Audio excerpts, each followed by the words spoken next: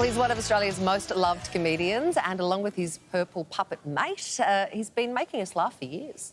We're going to sing some songs for you tonight, my friends. It's going to be amazing. It's going to be very cool. No, sorry. What are you doing?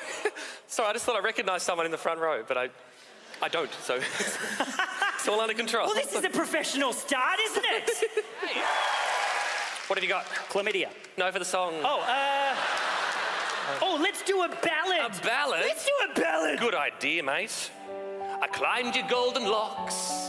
You took me in your arms. And we made love all night. Which window?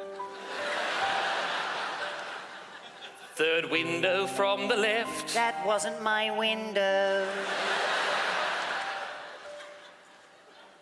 I just figured out where I know that guy from. But now Sammy J is getting back to his solo musical comedy roots for a brand new show. In clouds, a kite is floating on the breeze, and below a man is sleeping under eucalyptus trees. The sky is now his ceiling, the grass is now his bed. His face is kind of pale, his eyes are rolled back in his head. I try to shake him, it doesn't wake him. And I try not to get my hopes up, but I think I found a dead guy in the park. What a thrill, because now I get to call the police. He's a talent. Sammy J is taking to the stage to perform hits from the ARIA-nominated album Symphony in J minor, and he joins us now on the couch. Sammy J, it's great to see you. Karen, Tristan, that's not a pleasure. That's the whole career there. It's sex and death. That's all I do. Oh, no. So glad you're on the road. But before we get to that, can we just say, because we got to share the project desk a couple of weeks ago. That's me wearing the same top as I'm wearing today.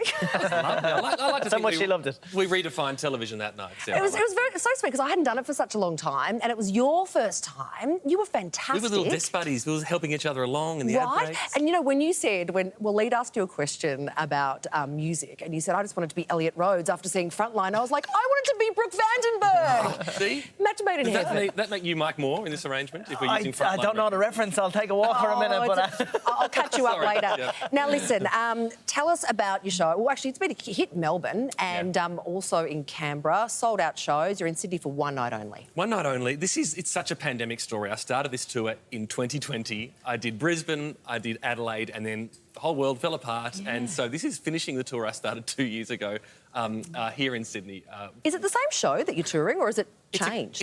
I've changed some things, like some songs are in it that are no longer as relevant, like the NBN rollout. It's not really a reference point now. I've got the vaccine rollout now instead. So it's the same, but I think I've grown up a little bit more in that time, even in 2 years. I'm a little older, a bit wiser, and the audience has hopefully been on the same journey. So it's just so nice to be back on stage. well, yeah, and this album now, Symphony in J minor, it's an ARIA-nominated album. Some of the songs on it are unbelievable. Crotch Sweat, I'm Un-Australian, and then another one called Aussie, Aussie, Aussie, Oi, Oi, Oi. Where does the inspiration come from? Well, I pluck it out of the sky. I used to write diary entries. Like, as a teenager, I was like a little nerd, emo, writing diary entries. And then I started writing songs instead of writing diary entries. And so I've got all the songs in the show from moments in my life, like when I first had kids. My wife had the kids, I didn't have the kids. But I wrote a song called See You in 17 Years, which was to all my friends. So I just knew I wasn't going to go out and socialise with. And so every moment in the show is from a different time in my life. And the political angle, why do you go that way? Because I remember when I first had my little boy, Paul, and you know how it changes, ABC Kids changes to, like, ABC Comedy? Yeah. And one of your politics in the playground came up, but I was half kind of asleep and breastfeeding, and I was like, gee, this kid's entertainer's got a lot to say about politics. It's a fever dream. Yeah, my first episode of Playground Politics was me dancing with Satan. So, and the ABC had to put a warning saying this is not a kid's show.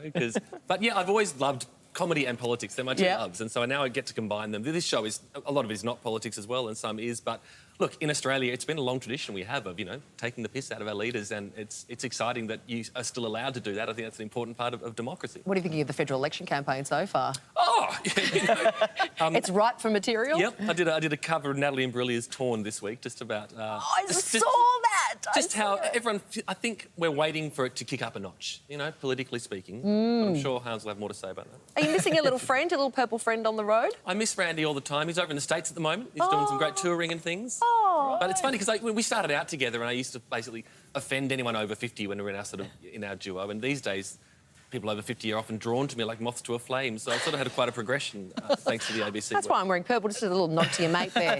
Tell us about, did you have a law degree at the start? Is that what you kind of dropped out onto? Yeah, well, I started the law degree. I never finished it because I was too busy I was still living like a Bruce Wayne Batman life, trying to study law and then doing comedy at night. Can you tell us how that conversation went down with your parents?